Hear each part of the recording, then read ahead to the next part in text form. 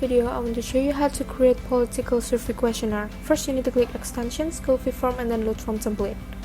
Now you can search political survey questionnaire like this. Just click load selected template, and you can check the dashboard, responses, questions, and the settings too. You need to refresh the page like this, and then click Coffee form and get link.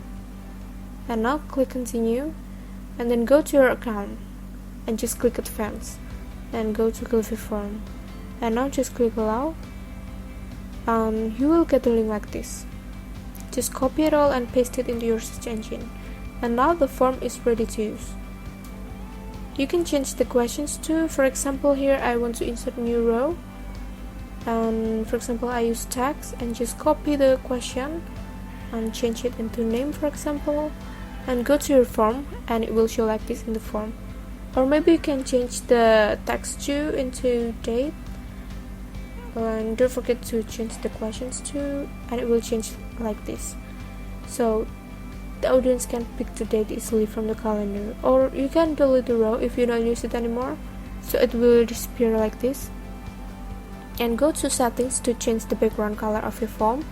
For example, I want to change it into light green like this, and I want to give an example to give a style for the title. For example, I use mark behavior here.